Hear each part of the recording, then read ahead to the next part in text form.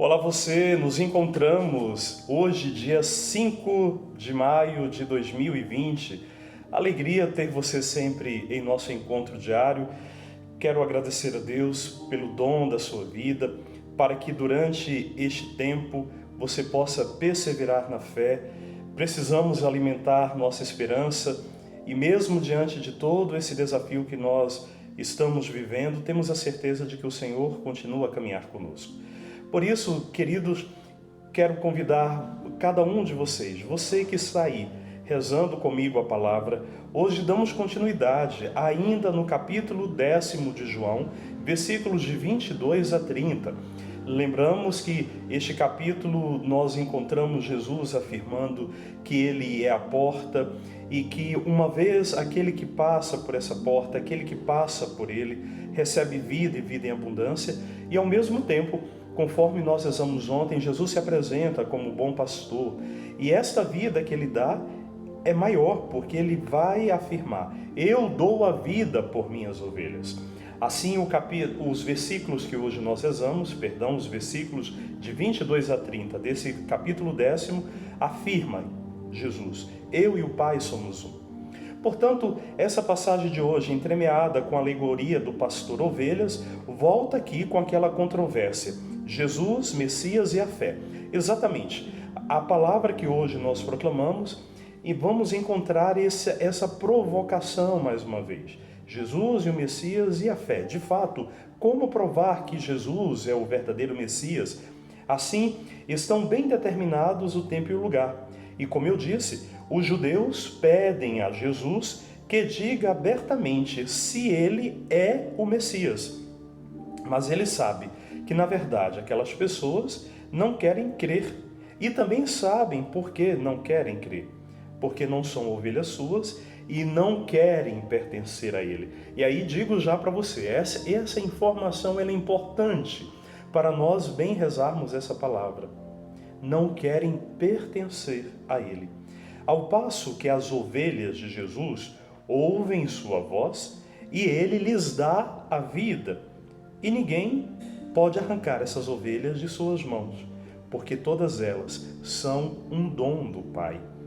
Notemos então que no final deste evangelho que hoje nós proclamamos, Jesus vai dizer: eu e o Pai somos uma coisa só. Portanto, quem rejeita Jesus, rejeita o Pai. Então vamos à proclamação de hoje, na sequência, a nossa reflexão diária. Celebrava-se em Jerusalém a festa da dedicação do templo. Era inverno. Jesus passeava pelo templo, no pórtico de Salomão. Os judeus rodeavam-no e disseram: até quando nos deixará em dúvida? Se tu és o Messias, dize-nos abertamente. Jesus respondeu: já vos disse, mas vós não acreditais. As obras que eu faço em nome do meu Pai dão testemunho de mim. Vós, porém, não acreditais, porque não sois das minhas ovelhas. As minhas ovelhas escutam a minha voz, eu as conheço e elas me seguem. Eu dou-lhes a vida eterna e elas jamais se perderão, e ninguém vai arrancá-las de minha mão. Meu Pai, que me deu essas ovelhas, é maior que todos, e ninguém pode arrancá-las da mão do Pai. Eu e o Pai somos um. Querido, neste Evangelho, trata-se do mistério da pessoa de Jesus Cristo. E temos então algo importante de nós entendermos. Jesus dá a entender que não é tanto um problema de esclarecimento da sua parte. Ou seja, Jesus vai deixando claro que o problema não é que ele é confuso. Não é que ele não está dizendo de forma clara. O problema é outro. Pois não se trata da clareza de enunciados igual à ciência, mas da fé dos seus interlocutores. E o que isso significa? Qual a importância dessa afirmação que agora eu trago para você? É que a fé não é resultado de raciocínio ou de uma série de silogismos. Ou seja, não se adquire a fé buscando um conhecimento como outro que você busca. Não é criando processos lógicos na tua mente, na tua cabeça. não é tentando criar provas filosóficas, seja elas quais forem, que você alcançará a fé verdadeira.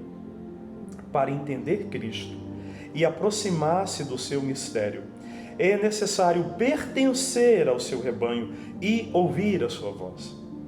E aí é importante, conforme a gente já tem rezado há alguns dias, porque muitas vezes nós temos uma fé tão fraca, superficial. É porque nós não pertencemos e nem ouvimos a sua voz. E podemos ir além. Esse texto bíblico, em comparação com o cego de nascença, que está lá no capítulo 9, que nós rezamos na 4ª semana da Quaresma, diversamente do cego de nascença, os judeus não compreendem, nenhum esforço fazem para aceitar Jesus e reconhecê-lo como Messias. Neste sentido, sua cegueira é voluntária e responsável. Mostraram-se radicalmente incapazes de pertencer ao rebanho. Não quiseram estabelecer as relações de comunhão, diálogo, busca sincera que estão na base de todo encontro. E aí, essa tentação, esse fechamento representado aqui no texto joanino pelos judeus, pode ser o grande risco que você e eu corremos se nós não nos entregamos para pertencer, se nós não buscamos de forma sincera, se nós não estabelecemos uma relação de diálogo com Jesus, não encontraremos uma fé verdadeira. Por isso, queridos, muitas vezes nós fazemos tal qual aquelas pessoas. Queremos que Jesus a todo momento prove alguma coisa, mas da nossa parte não há abertura, não há diálogo e não há busca. E se isso não acontece, não tem fé.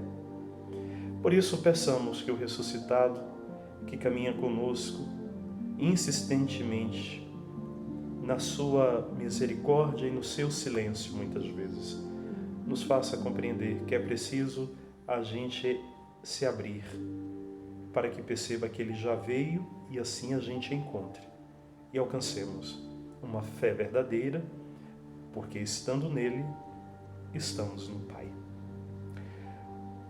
Um dia repleto de alegria para você e que essa oração te ajude a encontrar a Jesus. Paz e bem para você.